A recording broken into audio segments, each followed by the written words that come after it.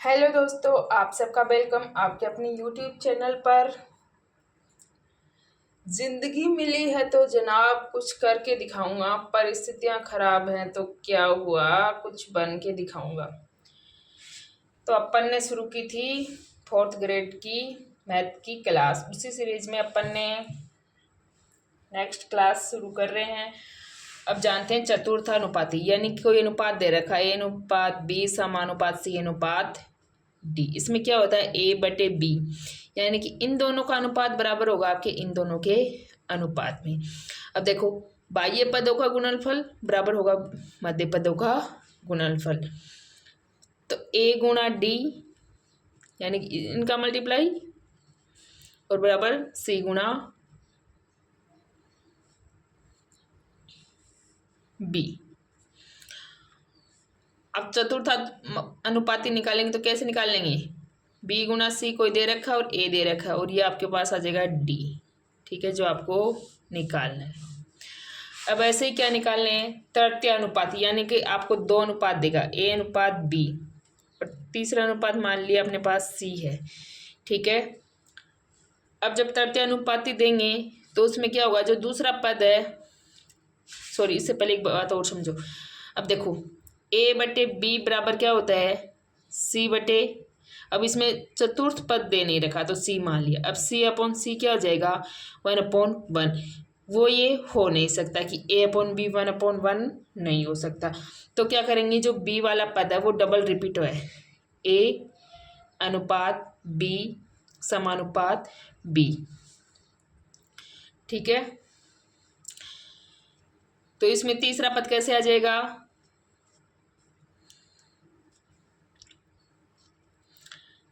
अनुपात एक्स। ठीक है, ये मान लो। तो बाह्य पदों का गुणा ए गुणा एक्स और बराबर बी स्क्वायर। तो एक्स बराबर क्या आ जाएगा, बी स्क्वायर अपॉन ए। ये आ जाएगा आपका तीसरा पद। ठीक है, अब देखो क्वेश्चन से और अच्छी तरीके से समझो इसको। 1/6 का तृतीय अनुपाती है। अब 1/6 समानुपात 6 और अनुपात एक्स, तो क्या आ जाएगा, 6 स्क्वायर, 6 गुणा 6 और बटे 1, एक्स बराबर एक्स मान लो तृतीय अनुपाती, तो क्या आ गया, 36 आ गया। ठीक है, आया समझ। अब चलो नेक्स्ट क्वेश्चन पर। 4 तथा 6 का तृतीय अनुपाती ज्ञात कीजिए। अब सेकंड पद क्या है, 6, तो सीधा कर लो 6 गुणा 6 और बटे में 4, ये एक्स बराबर, ये तृतीय पद हो गया।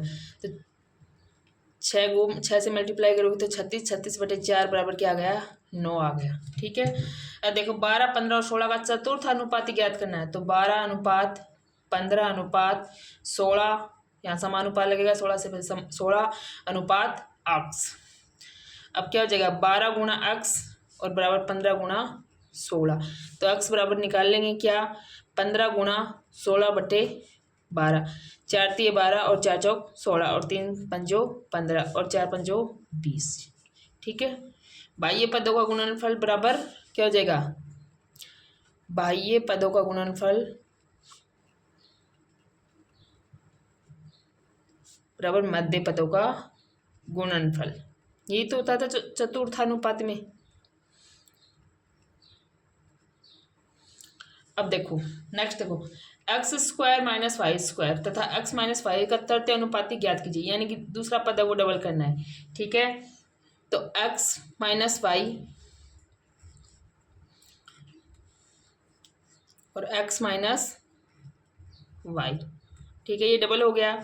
नीचे क्या दे रखा है, x² - y², क्या दे रखा है, x² - y का स्क्वायर। अब इस समीकरण को खोलेंगे तो क्या आ जाएगा, x - y और कोष्टक x-y, और x² - y² को खोलेंगे तो क्या आता है, x + y और x - y आता है। अब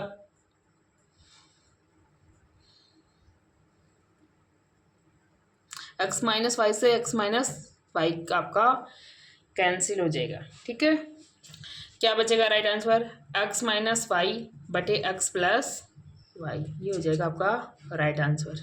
ठीक है,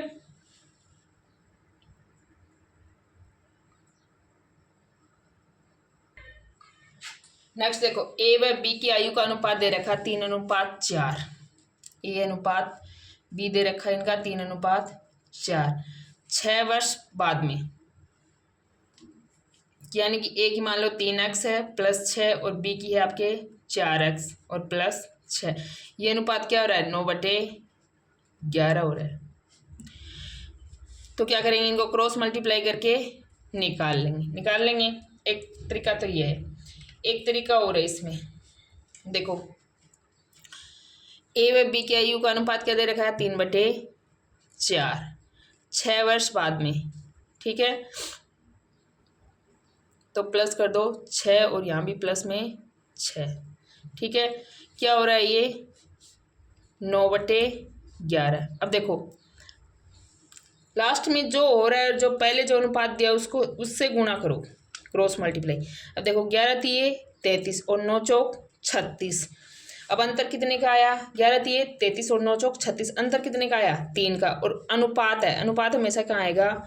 नीचे। अब देखो इन पास वालों को मल्टीप्लाई करो क्रॉस। 11 छिकी 66 और 9 छिकी 54।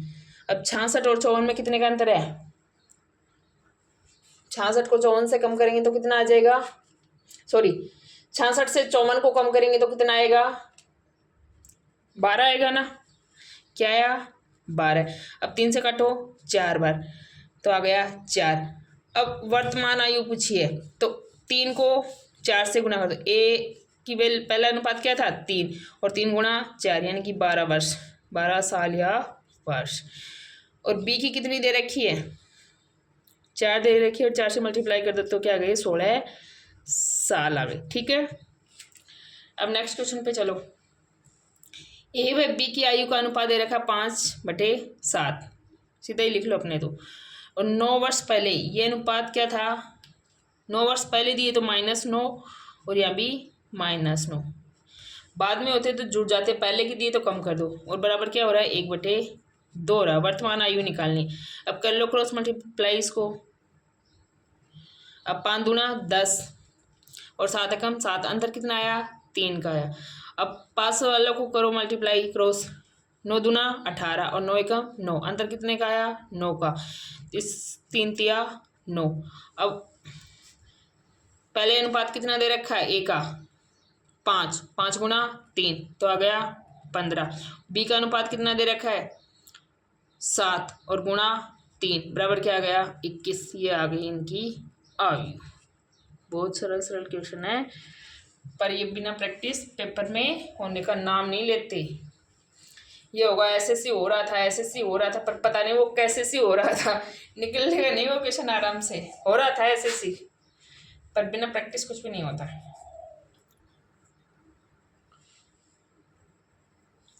अब देखो ए व बी का मध्य अनुपाती निकालना है। अब पहले तो ये जानेगी कि मध्य अनुपाती होता क्या है, यानी कि ए और बी के बीच में कुछ मध्य हैं। तो अपन पढ़ रहे थे ए अनुपात x समानुपात x और अनुपात b। तो क्या जाना? बाह्य पदों का गुणनफल बराबर मध्य पदों का गुणनफल। तो a गुणा b बराबर x² और x बराबर क्या आ जाएगा? a गुणा b का √। अब देखो 9 गुणा 4 का मध्य अनुपाती निकालना, तो 9 गुणा 4 का क्या कर दो? √ कर दो। अब 36 का स्क्वायर रूट निकालेंगे तो आ गया 6, ठीक। 36 का स्क्वायर रूट क्या आ गया? 6। नेक्स्ट देखो 16 व 9 का मध्य अनुपाती निकालना है, तो सीधे चलो 16 गुणा 9 का √ और 16 निम्मा कितने होते हैं? 144 और 144 किसका स्क्वायर रूट होता है? आपका 12 का। नेक्स्ट क्वेश्चन देखो, ये दे रखा है x का मान ज्ञात करना है, तो कर लो। बाह्य पदों का गुणनफल 0.75 गुणा 8 और मध्य पदों का गुणनफल ये आ जाएगा x बराबर बटे 5। ये पॉइंट हटा दो, यहाँ लग गए 100। 25 चौका 100, 25 तिये 75, 4 दूना 8। अब 6/5 आ गए, 6/5 आ गए ना, तो 5 एकम 5 बच गए 1.2 आ जाएगा। ये आपका हो जाएगा आंसर, ठीक है।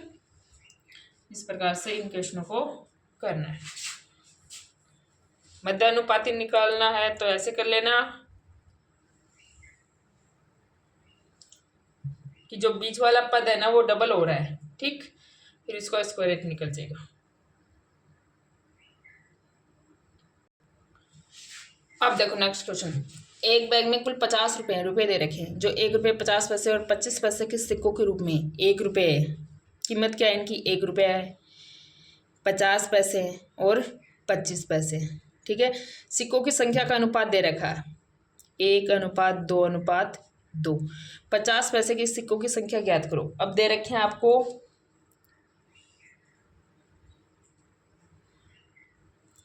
रुपए, रुपए दे रखे ना, 50 रुपए दे रखे। अब एक बात जानो आप, राशि बराबर कोई भी राशि हो उसके बराबर क्या होता है? जो भी सिक्कों की संख्या होती है या नोटों की संख्या होती है, तो सिक्कों की संख्या और गुणा मुद्रित मूल्य, ये होता है राशि बराबर।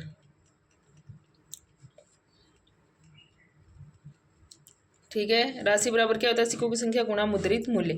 अपन को राशि दी है 50, अब सिक्कों की संख्या और मुद्रित मूल्य को गुणा कर दे। अब सिक्कों की संख्या दे रखी है अलग अलग और उनका अनुपात दे रखा है, और 50 पैसे के सिक्कों की संख्या अपन को ज्ञात करनी है।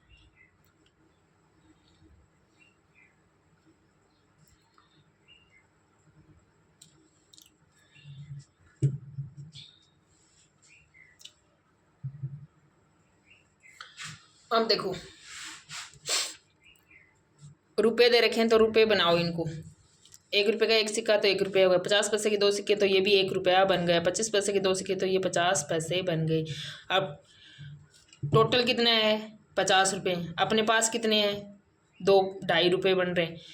और 50 पैसे के सिक्के कितने हैं? 2 हैं, तो गुणा कर दो 2 से। अब ये पॉइंट हटाने के लिए ऊपर कर दो 100। ठीक है, अब इस 0 से ये 0 का 5 से ये 5 बार और 5 से ये 20 बार और 20 दूना 40, यानी कि 40 सिक्के हैं किसके? 50 पैसे के। नेक्स्ट चलो, एक बैग में कुल 116 सिक्के हैं जो 5 रुपये 2 रुपये और 1 रुपये के सिक्कों के रूप में है। उस राशि का उनकी राशि का अनुपात दे रखा आपको 2:1:2। तो 1 रुपये के सिक्कों की संख्या ज्ञात करनी है। तो देखो टोटल क्या है,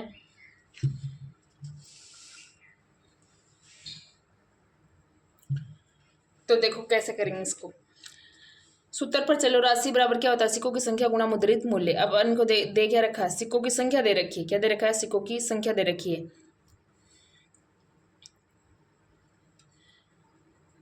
116 सिक्के हैं। ठीक है,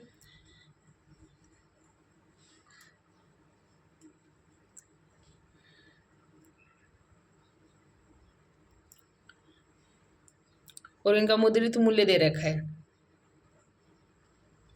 ये चीज दे रखी है ना। तो देखो क्या आ जाएगा, सिक्कों की संख्या बराबर क्या आ जाएगा?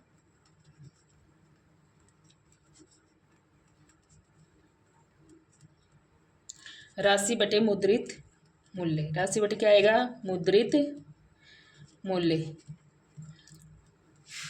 अब देखो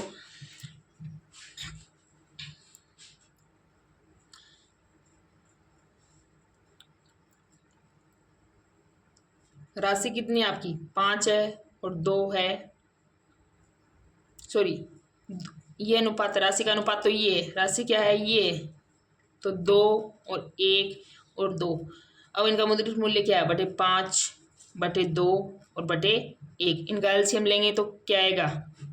10, तो ये आ गया 20 और ये 5,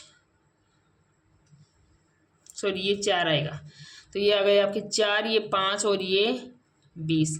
तो कितना आ गया टोटल? 29/10। अक्स मान लो इनको। सिक्कों की संख्या बराबर ये आ रहा है 29x/10। तो कैसे निकालेंगे? अब 116/29 और गुणा 10। तो 29 से 1 घटा 4 बार और 4 को 10 से किया 40। 1 रुपये के सिक्कों की संख्या पूछी है, तो 1 रुपये के सिक्कों की संख्या कितनी है? देखो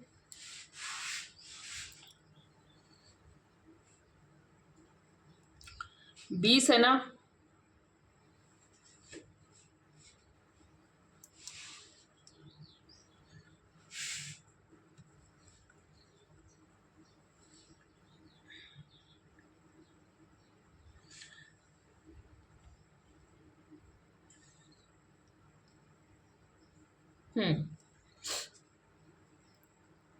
तो 20 गुना 40, सॉरी 20 कहाँ है,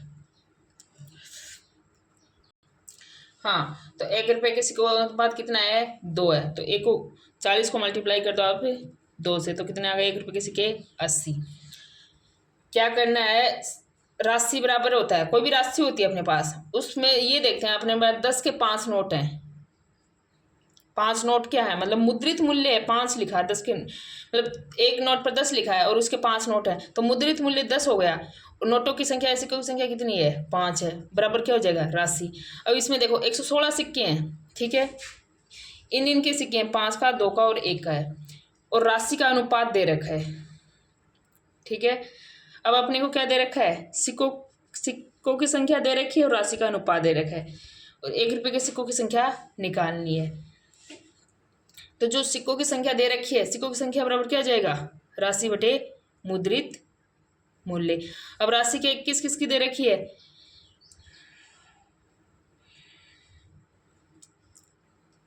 राशि का अनुपात देख लो क्या दे रखा है, 2:1:2, और मुद्रित मूल्य क्या है उन पर, 5, 2 और 1 है। फिर वहां से सिक्कों की संख्या निकल जाएगी, जिसका दिया वो निकाल लेंगे।